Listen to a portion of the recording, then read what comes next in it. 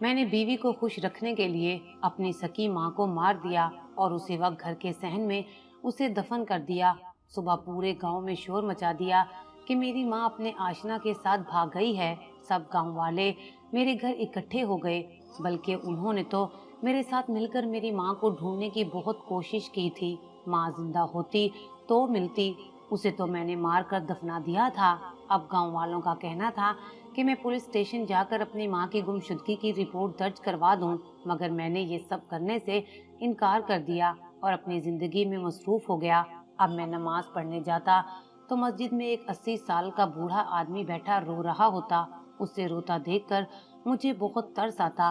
पिछले 3 दिन से वो बूढ़ा आदमी रो रहा था। एक दिन वो मुझे रोते हुए कहने लगा, बेटा, मेरी बीवी मर गई है, कोई भी उसका जनाजा पढ़ाने को तैयार नहीं है। खुदा के लिए तुम मेरी बीवी का जनाजा पढ़ा दो। मैं उसके साथ उसके घर चला गया। मैयत में से बहुत बदबू आ रही थी। मैंने मैयत के ऊपर से कपड़ा हटाया तो मेरे पैरों तले से जमीन निकल गई, क्योंकि वो औरत तो। मेरा नाम रफीक है और मैं पंजाब के एक गांव का रहने वाला हूं और मैं अपने इलाके की मस्जिद का पेश इमाम था। मेरी उम्र 28 साल थी। मुझे इमामत कराते हुए 6 साल हो गए थे। 2 साल पहले ही मेरी शादी हुई थी, लेकिन मेरी कोई औलाद नहीं थी। जिस लड़की से मेरी शादी हुई थी वो मेरी कजन थी और मैं अपनी माँ के साथ रहता था। हमारा ताल्लुक खाते पीते घराने से था। हमारी काफी जायदाद थी जो अब्बा ने मरने से पहले मेरी अम्मा के नाम कर दी थी। मेरी एक छोटी बहन भी थी जो बहुत पहले फौत हो गई थी। अब अम्मा और मैं एक खुशहाल जिंदगी गुजार रहे थे। घर में सुकून ही सुकून था। मैं अम्मा से बहुत प्यार करता था, उसकी हर फरमाइश पूरी करता था। अम्मा तो हमारे घर की रौनक थी, लेकिन जब से मेरी बीवी गुलशन ब्याह कर हमारे घर आई थी, हमारे घर का सुकून बर्बाद हो गया था। मेरी माँ की गुलशन से बहुत खूब दोस्ती थी। शादी से पहले जब भी गुलशन हमारे घर आती तो मेरी माँ की बहुत खिदमत करती थी। तभी तो माँ ने मेरी शादी गुलशन से की थी। लेकिन जब से गुलशन बहू बनकर हमारे घर आई थी तो उसकी टोन ही बदल गई थी। शुरू में तो वो मेरी माँ के साथ अच्छी रहती थी, लेकिन फिर वो रवायती बहुओं की तरह किरदार अदा करने लगी थी। गुलशन एक लालची औरत थी। वो माँ के खिलाफ अक्सर मेरे कान भरती थी, मुझे उकसाती थी कि तुम किसी तरह अपनी माँ की जायदाद अपने नाम करवा लो। असल में हमारे गांव में सलीम नामी एक लड़का रहता था जिसे मेरी माँ ने अपना मुंह बोला बेटा बनाया हुआ था। अब मेरी बीवी को डर था कि मेरी माँ अपनी जायदाद में से कुछ हिस्सा सलीम को ना लिखकर दे दे। मेरी बीवी का कहना था कि सलीम मेरी माँ के आगे पीछे घूमता रहता है और मुझसे ज्यादा वो मेरी माँ की खिदमत करता है। गुलशन का कहना था कि हम क्यों अपनी खानदानी जायदाद दूसरों को दें। मैं उसे समझाता था कि ऐसी बातें नहीं किया करते, वो मेरी माँ है, उसे अब्बा की तरफ से जायदाद मिली है। मैं अभी माँ से जायदाद कैसे ले सकता हूँ। मेरे समझाने के बावजूद गुलशन नहीं समझती थी और वो मुझे मुसलसल उकसाती रहती थी। उसने उकसा उकसा कर मेरा इतना दिमाग खराब कर दिया था कि एक रात मैं बहुत सोचने पर मजबूर हो गया था। अम्मा अब अक्सर सलीम के घर भी जाने लगी थी। वो सबको कहती कि मेरा एक बेटा नहीं बल्कि 2 बेटे हैं। अगर अम्मा ने सलीम को कुछ जायदाद लिखकर दे दी तो हमारी खानदानी जायदाद भी हाथों से निकल जानी थी। मैं काफी दिन इस बात पर गौर करता रहा था कि मैं माँ से जायदाद कैसे हासिल करूं। बिल आखिर कोई तरकीब समझ ना आई तो मेरी बीवी ने मुझे एक ऐसा मशवरा दिया जिसे सुनकर मुझे अपने पैरों के तले से जमीन निकलती हुई महसूस हुई। मेरा दिल नहीं मान रहा था कि मैं कैसे अपनी माँ का गला दबाकर उसे मार दूं। वो मेरी वालदा थी, मेरी जन्नत थी, मगर कहते हैं कि जब इंसान की आंखों पर लालच की पट्टी बन जाए तो फिर वो होशो हवास खो बैठता है। मैं भी अपने होशो हवास खो बैठा था और मैंने गुलशन की तजवीज पर अमल करने का फैसला कर लिया था। एक रात जब अम्मा अपने कमरे में सो रही थी, मैं उसके सर पर पहुंच गया। सोते हुए वो बहुत मासूम लग रही थी। उसके चेहरे पर नूर ही नूर फैला हुआ था, लेकिन मेरी आंखों के होने के बावजूद मैं अंधा हो गया था। शायद मेरी माँ को सोते हुए एहसास हो गया था कि कोई उसके सर पर खड़ा है। तभी उसकी आंख खुल गई थी। उसने जब मुझे देखा तो हैरान रह गई और जल्दी से उठ बैठी। बेटा, इस वक्त तुम मेरे कमरे में क्या कर रहे हो? मेरे तो इरादे ही खतरनाक थे। मैंने अजीब सी आवाज में कहा कि मैं तुम्हें मारने आया हूँ। तुम्हें मरना होगा। तुम्हारे मरने के बाद सारी जायदाद मेरी हो जाएगी। अम्मा की आंखें खौफ से फैल गई थीं। वो मेरा इरादा भांप चुकी थीं। इसीलिए अम्मा ने कमरे से भागना चाहा, लेकिन वो कामयाब ना हो सकी क्योंकि गुलशन ने बाहर से दरवाजा बंद कर दिया था। मैंने उस रात अपनी सखी माँ का गला दबाकर उसे मार दिया था। मरने से पहले वो मुझे बार बार कहती रही कि बेटा मुझे जायदाद नहीं चाहिए, मेरे हिस्से की जायदाद भी तुम ले लो, लेकिन मुझे मत मारो। तुम्हें खुदा का वास्ता देती हूँ, मैं तुम्हारी माँ हूँ, कुछ तो होश में आओ। लेकिन उसकी आहो फरियाद का मुझ पर जरा भी असर नहीं हुआ था। शैतान पूरी तरह मुझ पर हावी हो चुका था। बिलाखिर मैंने अम्मा को ही मार दिया और रातों रात ही उसकी लाश सहन में दफना दी। उसे दफनाने के बाद मैं सोचने लगा था कि मोहल्ले के लोग और रिश्तेदार जब इसके बारे में पूछेंगे तो क्या जवाब दूंगा। इस मौके पर भी मेरी बीवी ने मुझे मशवरा दिया था। उसने कहा कि तुम सुबह मोहल्ले में शोर कर देना कि अम्मा अपने आशना के साथ मुंह काला करके भाग गई हैं। इस तरह ना तुम्हारा नाम आएगा और ना ही किसी को ये मालूम हो सकेगा कि तुमने जायदाद की खातिर उसे मारा है। मैंने गुलशन की बातों पर ही अमल किया। मैं मुकम्मल तौर पर एक कठपुतली बन गया था जो अपनी बीवी के इशारों पर नाचता था। सुबह मैं नमाज पढ़ाकर घर आया और थोड़ी देर के बाद मैंने मोहल्ले में शोर कर दिया कि हाय मेरी माँ अपने एक आशना के साथ मुंह काला करके भाग गई है, उसने हमारी इज्जत खाक में मिला दी है। जिसने ये सुना वो अफसोस करने के साथ साथ अम्मा को बुरा भला कहने लगा। सलीम और गांव वालों ने अम्मा को ढूंढने की बहुत कोशिश की, मगर अम्मा कहीं ना मिली। वो जिंदा होती तो मिलती। मैं इतना बेहिस और घटिया इंसान बन गया था कि मैं अपनी माँ को मारने के बाद उस पर बदकारी के इल्जाम भी लगा रहा था। मुझे तो डूब के मर जाना चाहिए था। मेरे अंदर से खुदा का खौफ खत्म हो गया था। शायद मैं मौत को भूल गया था। हालांकि मैं एक मजहबी इंसान था, अच्छे और बुरे की तमीज रख सकता था, लेकिन जायदाद के लिए मैं सब कुछ भूल गया था। अम्मा के भाग जाने की खबर इलाके में जंगल की आग की तरह फैल गई थी।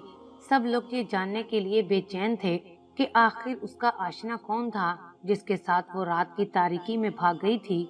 मुझे अम्मा को बदनाम करते हुए जरा भी शर्मिंदगी नहीं हुई थी। मेरा ज़मीर मुर्दा हो चुका था। माँ को मारने के बाद कानूनी तौर पर उसकी जायदाद का मैं ही मालिक बन गया था। हम दोनों मियाँ बीवी बहुत खुश थे और मुस्तकबिल के हवाले से प्लानिंग कर रहे थे कि हम जायदाद बेचकर शहर शिफ्ट हो जाएंगे। वहाँ मैं ज़मीन खरीद कर एक बड़ा सा प्लाजा तामीर करवाऊंगा और फिर हम और हमारी आने वाली नस्लें उस प्लाजे की कमाई से ऐशो इशरत की जिंदगी गुजारेंगे। अम्मा के जाने के बाद रिश्तेदारों और मोहल्ले वालों ने अफसोस का इजहार किया था। लोगों ने मुझे मशवरा दिया था कि तुम अपनी माँ और उसके आशना के खिलाफ पुलिस में रिपोर्ट करवाओ, लेकिन मैंने इनकार कर दिया था क्योंकि मैंने साफ कहा था कि मैं अपनी माँ के आशना को नहीं जानता। मेरी माँ रात की तारीकी में भाग रही थी तो मैं उसके आशना की शक्ल नहीं देख सका था। वक्त गुजरने के साथ साथ ये मामला ठंडा होता चला गया था। फिर कुछ ही अरसा गुजरा था कि रातों को अम्मा मेरे ख्वाबों में आने लगी थी और मैं खौफ से डरकर उठ बैठता था। मुझे यूं लगता था जैसे अम्मा मेरे आसपास ही कहीं मौजूद हैं और वो मुझे जिंदा नहीं छोड़ेंगी। फिर मैं खुद को तसल्ली देता कि मैंने अपने हाथों से उसका गला घूंट कर उसे मारा था, फिर वो कैसे जिंदा हो सकती है। कुछ दिन पहले ही मेरी बीवी मेके गई हुई थी। उसका मेका भी हमारे ही गांव में था। मैं घर पर अकेला होता था। अकेला घर मुझे काट खाने को दौड़ता था। अब तो अम्मा के ख्वाब में आने के बाइस मुझे अकेले रहते हुए भी डर लगने लगा था। हालत ये हो गई थी कि मैं अपने ही साए से डर जाता था। इसलिए मैंने अगले दिन अपनी बीवी को घर बुला लिया था। वो शायद ये समझती थी कि मैं उसके बगैर नहीं रह सकता, इसीलिए उसे बुला लिया था। मैंने उसे ख्वाब के बारे में नहीं बताया था। दिन गुजरने के साथ साथ अम्मा के भाग जाने का मामला आहिस्ता आहिस्ता ठंडा होता जा रहा था। फिर इस बात को 6 महीने गुजर गए। लोग भी इस बात को भूल गए थे, मगर अम्मा हर दूसरे दिन मेरे ख्वाब में आती थी और कहती थी कि रफीक बेटा, तुमने मुझे मारकर अच्छा नहीं किया। अल्लाह तुमसे पूछेगा इस दुनिया में भी और आखिरत में भी।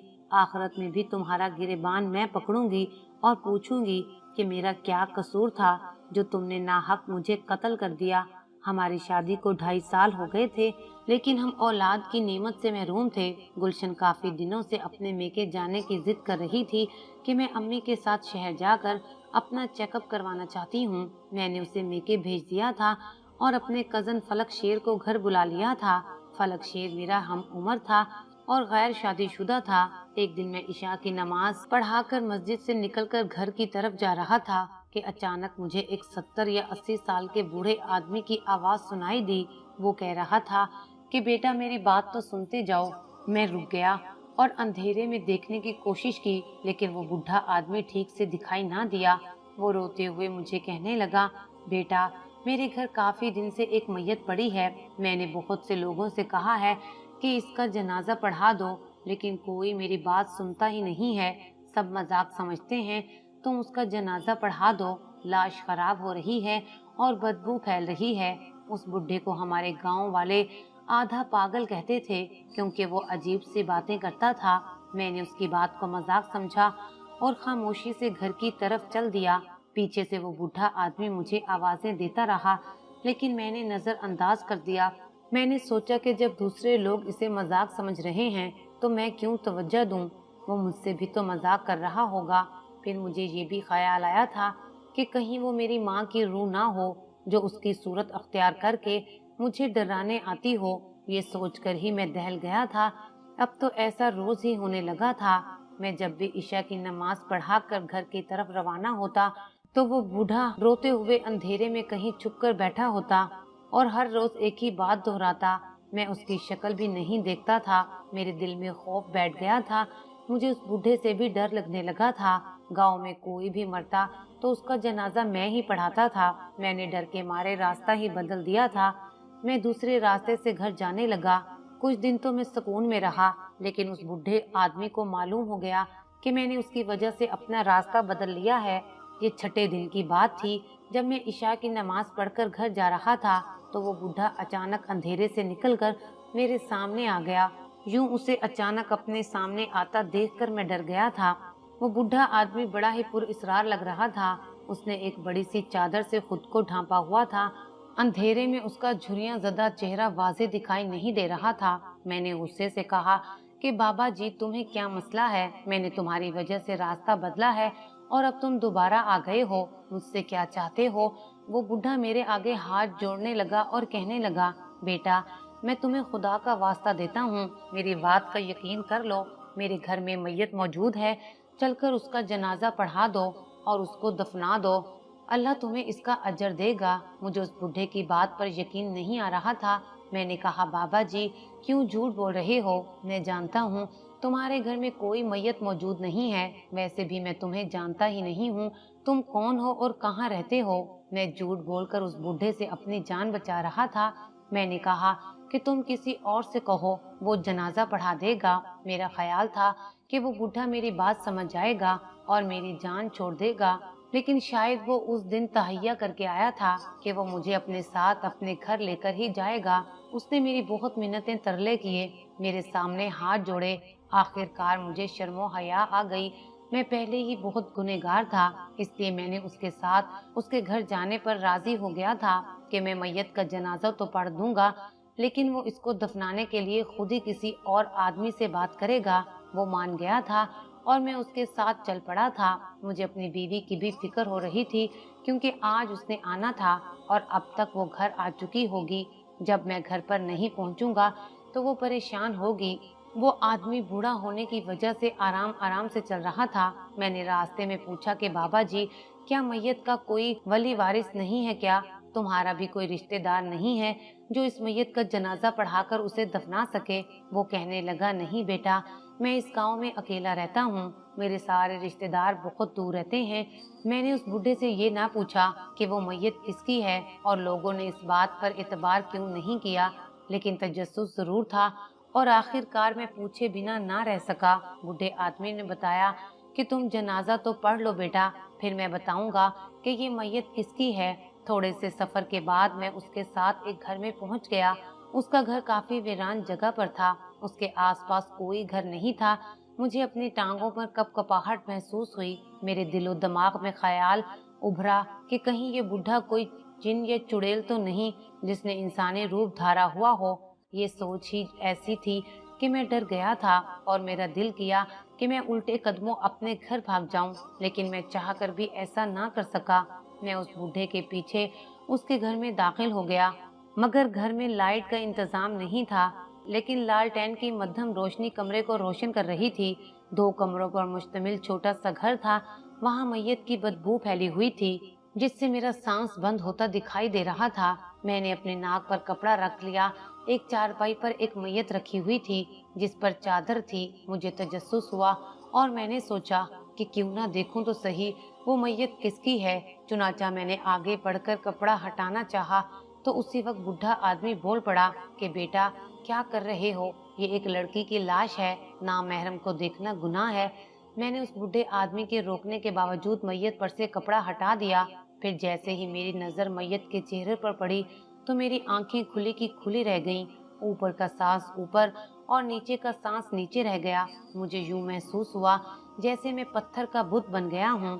وہ میت کسی اور کی نہیں بلکہ میری بیوی گلشن کی تھی۔ گلشن میرے منہ سے اس کا نام نکلا تو اس بوڑھے آدمی نے آگے بڑھ کر مجھے دیکھا اور پوچھنے لگا کہ بیٹا کیا تم اس لڑکی کو جانتے ہو؟ میں نے اشک بار آنکھوں سے اسے دیکھتے ہوئے سر ہلایا۔ ہاں بابا جی، یہ لڑکی میری بیوی گلشن ہے، لیکن یہ یہاں کیسے پہنچی؟ یہ تو اپنی ماں کے گھر گئی تھی۔ وہ بوڑھا کہنے لگا کہ بیٹا میں اسے نہیں جانتا، یہ کون تھی؟ یہ چند دن پہلے کی بات ہے، جب میں گھر میں موجود تھا اور دروازے پر دستک ہوئی تو میں نے پوچھا کون ہے؟ جواب آیا کہ خدا کے لیے کوئی میری مدد کرو، میں مر جاؤں گی۔ میں فوراً باہر آیا، دیکھا تو یہ لڑکی میرے گھر کے دروازے پر بیٹھی ہوئی تھی۔ اس کی حالت بے حد خراب تھی۔ میں نے پوچھا کہ کیا ہوا ہے تو کہنے لگی مجھے ایک سانپ نے ڈس لیا ہے اور میری حالت خراب ہو رہی ہے، مجھے بچا لو۔ میں اسے گھر لے آیا۔ مجھے معلوم نہیں تھا کہ سانپ کا زہر کیسے نکالا جاتا ہے۔ میں بہت پریشان ہو گیا تھا، مجھے کچھ سمجھ نہیں آ رہا تھا کہ میں کیا کروں۔ میرا ایک رشتہ دار تھا جو بہت دور رہتا تھا، وہ جوگی تھا اور سانپ کا زہر نکال لیتا تھا۔ میں اسے بلا کر لے آیا تھا، لیکن افسوس میرے آنے سے پہلے ہی یہ لڑکی موت کے منہ میں جا چکی تھی۔ میں نے لوگوں سے اس لڑکی کے بارے میں پوچھا، لیکن یہاں پر کوئی بھی اسے نہیں جانتا تھا۔ ایک عورت نے اسے نہلایا اور کفن پہنایا تھا۔ میں آس پاس کے لوگوں کے پاس گیا کہ کوئی اس لڑکی کا جنازہ پڑھ کے دفنا دے، لیکن کسی نے میری بات پر یقین نہیں کیا، سبھی مذاق سمجھتے رہے۔ پھر مجھے کسی نے تمہارے بارے میں بتایا تو میں تمہارے پاس چلا آیا، لیکن تم بھی یقین نہیں کر رہے تھے، تم نے بھی مجھے ڈھونگی سمجھا تھا، شاید تم مجھے کوئی جن یا چڑیل سمجھ رہے تھے۔ میں نے تمہارے چہرے پر خوف دیکھا تھا، پھر تنگ آ کر تم نے راستہ ہی بدل دیا تھا، مجبوراً مجھے تمہارے سامنے آنا پڑا۔ مجھے یوں لگ رہا تھا جیسے اس بڈھے کی آواز مجھے کنویں سے سنائی دے رہی ہو۔ میری تو دنیا ہی اجڑ گئی تھی۔ اس بات کا مجھے ادراک ہو چکا تھا کہ یہ دنیا مکافات عمل ہے، جو جیسا کرتا ہے اسی کے ساتھ ویسا ہی ہوتا ہے۔ میری بیوی گلشن نے مجھے اکسا کر میرے ہاتھوں سے میری ماں کو مروا دیا تھا۔ اس نے میری ماں کی جائیداد حاصل کرنے کے بعد میرے ساتھ مل کر کیسے کیسے خواب دیکھے تھے، لیکن افسوس کے خوابوں کو پورا کرنے سے پہلے ہی وہ اپنے انجام کا شکار ہو گئی تھی۔ میری ماں بھی میرے ہاتھوں سسک سسک کر اور ایڑیاں رگڑ رگڑ کر مری تھی۔ اس نے مجھ سے بہت التجائیں کی تھیں کہ میں اسے نہ ماروں، لیکن مجھے اس پر رحم نہیں آیا تھا، اور یہی حالت میری بیوی کی ہوئی تھی۔ اس نے بھی تڑپ تڑپ کر جان دی تھی۔ میں گلشن کی میت پر سر رکھ کر اونچی آواز میں رونے لگا تھا۔ اس بوڑھے آدمی کو مجھ پر ترس آ رہا تھا۔ اس نے میرے کندھے پر ہاتھ رکھا اور مجھے تسلی دینے لگا کہ بیٹا رونے سے جانے والا واپس تو نہیں آ سکتا، جو ہونا تھا وہ ہو چکا، بس اللہ پاک اس کی مغفرت کرے، دعا مانگو، اللہ تعالیٰ بڑا غفور الرحیم ہے، وہ بڑی سے بڑی غلطی کو بھی معاف کر دیتا ہے۔ میں اس بوڑھے کو کیسے بتاتا کہ اسی بیوی کی باتوں میں آ کر جو غلطی میں نے کی تھی وہ ناقابل معافی تھی۔ گلشن تو دنیا میں اپنے انجام کا شکار ہو گئی تھی، میرے ساتھ کیا ہونے والا تھا یہ اللہ تعالیٰ ہی جانتا تھا۔ میں اپنی ماں کا مجرم تھا، اسے دنیا میں بھی رسوا کیا تھا، میرا انجام بھی اچھا نہیں ہوگا، میں یہ جانتا تھا، کیونکہ جو کسی کے ساتھ اچھا نہیں کرتا تو پھر اس کے ساتھ بھی اچھا نہیں ہوتا۔ میں گلشن کی میت اپنے گھر لے آیا اور اس کے گھر والوں کو بھی اطلاع کر دی، پھر ہم نے اسے دفنا دیا۔ اس کی اماں نے مجھے بتایا تھا کہ وہ اپنی ایک سہیلی سے ملنے گئی تھی، اس نے کہا تھا کہ وہ اس کے ساتھ شہر جا کر اپنا چیک اپ کروائے گی۔ 2-3 دن उसे लग जाएंगे, मगर उसे 5 दिन गुजर गए थे। अब तो गुलशन हमेशा हमेशा के लिए इस दुनिया से जा चुकी थी और मैं सारी जायदाद लेकर अकेला रह गया था। आज मेरी हालत पागलों जैसी हो गई है। मैं सारा दिन गांव की गलियों में फिरता रहता हूँ, कूड़े कचरे पर सो जाता हूँ। न मुझे अपना होश है और ना ही किसी और का। सब मुझे पागल पागल कहते हैं और इसी तरह एक दिन मैं मर जाऊंगा और यही मेरी सजा है।